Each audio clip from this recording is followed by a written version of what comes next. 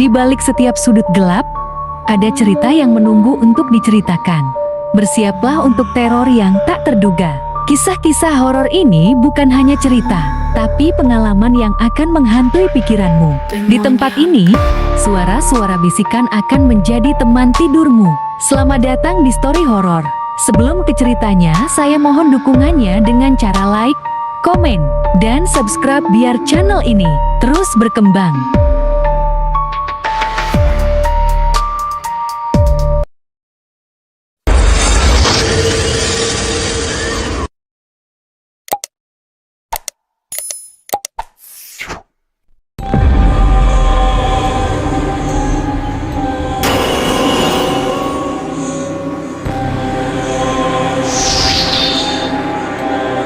Di sebuah desa kecil di pesisir Jawa Timur, ada sebuah ladang tua yang tidak pernah lagi ditanami. Ladang itu dibiarkan kosong, digerogoti ilalang dan semak liar. Di tengah ladang itu, berdiri sebuah pohon aneh. Batangnya bengkok seperti tubuh orang yang sedang membungkuk, dan cabang-cabangnya menjulur seperti tangan yang siap meraih siapa saja yang lewat. Orang-orang desa menyebutnya pohon jaran goyang. Konon, dulu pohon itu adalah tempat menggantungkan ramuan pelat mantra cinta yang kejam dan memaksa yang disebut jaran goyang. Namun seiring berjalannya waktu, pohon itu bukan hanya jadi tempat menggantung doa cinta, tapi juga tempat menggantung dendam, amarah, dan kutukan. Dan setiap sumpah yang diucapkan di bawahnya, konon tidak pernah gagal. Rara adalah penjual gorengan di pinggir jalan desa. Ia jatuh cinta pada Bayu, pemuda tampan anak juragan sawah. Mereka sering mengobrol, saling bercanda, dan di hati Rara, ia yakin Bayu punya rasa yang sama. Sampai suatu hari, kabar itu datang. Bayu akan menikah, bukan dengan Rara, tapi dengan Intan, gadis kaya dari kecamatan. Sejak itu, Rara sulit tidur. Ia menangis tiap malam. Ibunya hanya bisa bilang, "Ikhlaskan saja, Ra." Tapi Rara tidak bisa. Di tengah putus asa, ia teringat cerita neneknya dulu tentang pohon jaran goyang, pohon yang bisa membelokkan takdir. Suatu senja, saat langit memerah dan azan maghrib mulai terdengar, Rara berjalan ke ladang tua. Rumput ilalang menggesek kakinya, udara terasa dingin. Di depan pohon jaran goyang, ia meletakkan bunga melati dan foto kecil Bayu yang diam-diam ia cetak. Dengan suara bergetar, ia berbisik, "Kalau dia nggak bisa jadi milikku, jangan biarkan dia bahagia sama orang lain." Angin tiba-tiba berembus kencang. Cabang-cabang pohon bergoyang kuat, bunyinya berderak seperti pelang tua. Rara merinding, tapi dendamnya lebih besar dari rasa takut. Saat ia hendak pergi, dari sudut matanya, ia melihat bayangan hitam menggantung di batang pohon. Tapi ketika ia menoleh, bayangan itu hilang. Hanya ada batang pohon yang menghitam. Rara berlari pulang tanpa menoleh lagi. Sejak malam itu, Bayu jatuh sakit, demam tinggi, matanya merah, dan ia sering mengigau menyebut nama Rara. Suatu malam, Bayu datang ke warung Rara dengan langkah sempoyongan. "Ra, beberapa hari ini aku mimpi kamu terus," katanya. "Kamu selalu berdiri di bawah pohon hitam. Kamu nangis, tapi ketawa. Kamu panggil namaku berkali-kali." Rara terdiam, jantungnya berdegup kencang.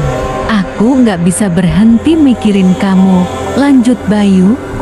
"Setiap aku lihat Intan, wajahmu yang muncul."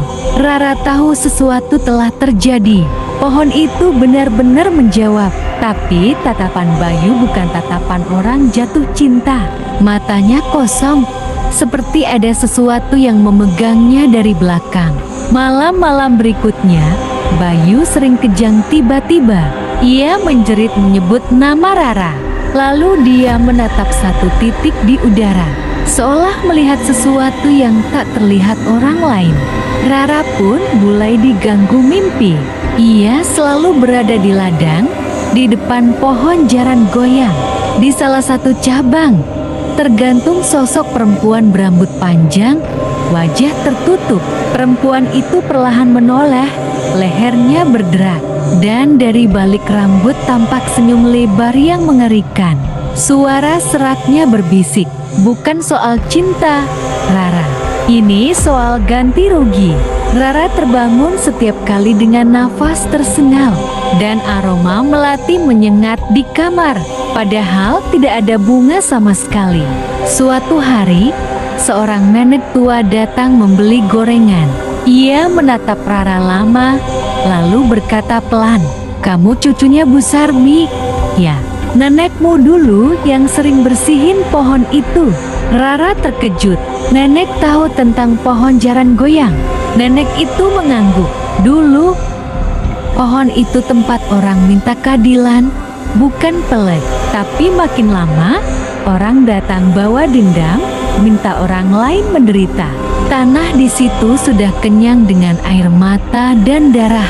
Sekali kamu minta dengan hati jahat, yang datang bukan cuma energi, tapi penunggunya." Rara menelan ludah. Kalau sudah terlanjur, tanyanya pelan, "Bisa dibatalkan?" Nenek itu menggelang pelan. "Segala permintaan di sana selalu dibayar, Nak. Kalau bukan nyawa orang yang kamu sebut, ya nyawamu sendiri yang diikat." Malam itu, Rara tak tahan lagi. Bayu semakin parah, sering kejang dan mengaku. Melihat perempuan tergantung di pohon yang mengajak dia ikut, Rara pergi lagi ke ladang. Kali ini membawa foto Bayu yang tersisa, bunga melati layu, dan sehelai rambutnya sendiri. Di depan pohon, ia berlutut, menangis. "Aku mau cabut doaku. Aku mau tarik kata-kataku. Jangan ambil dia. Kalau butuh tumbal, biar sakitnya di aku saja." Suara malam mendadak senyap. Jangkrik berhenti. Udara jati dingin menusuk.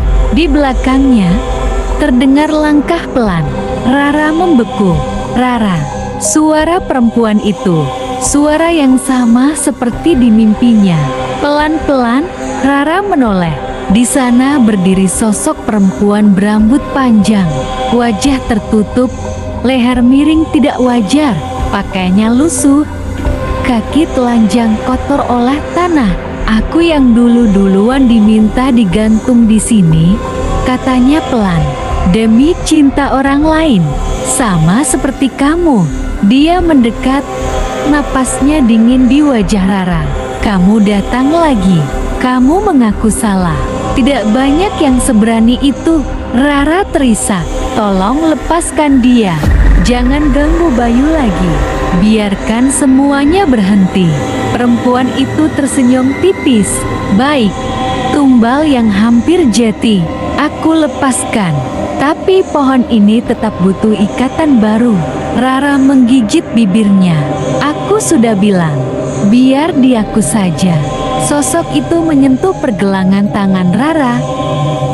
Dingin sekali, seperti es. Dalam sekejap, mata Rara gelap. Ia merasa seperti jatuh ke dalam sumur tanpa dasar. Mendengar jeritan dan tangisan bercampur jadi satu.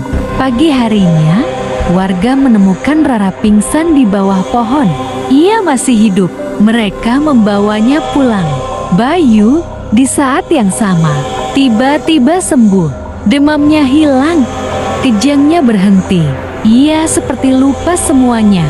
Beberapa minggu kemudian, Bayu pindah kerja ke kota. Pertunangannya dengan Intan batal, tapi ia mulai menjalani hidup baru. Ia jarang sekali menyebut nama Rara. Rara, secara fisik, ia sehat. Ia tetap berjualan gorengan, tapi ada yang berubah.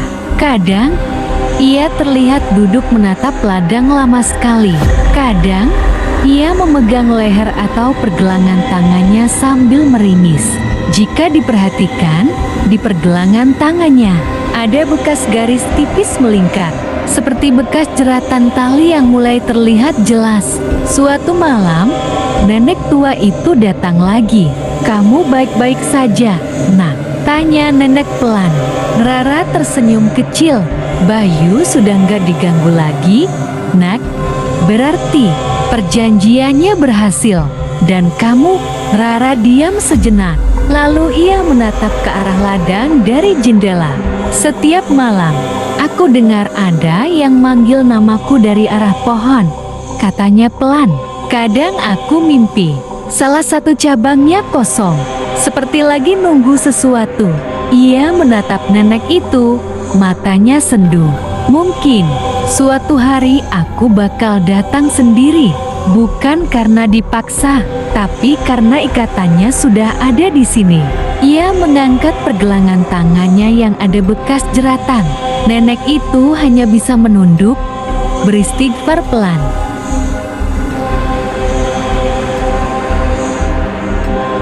Ladang itu masih ada sampai sekarang. Pohon jaran goyang masih berdiri bengkok di tengah-tengahnya. Orang desa jarang mau lewat sana kalau malam. Sesekali, anak-anak muda iseng merekam dari jauh untuk konten horor.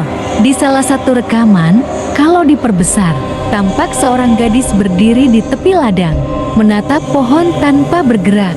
Banyak yang bilang itu Rara, banyak juga yang bilang bukan, tapi hampir semua sepakat satu hal. Kalau patah hati, jangan coba-coba ke pohon itu.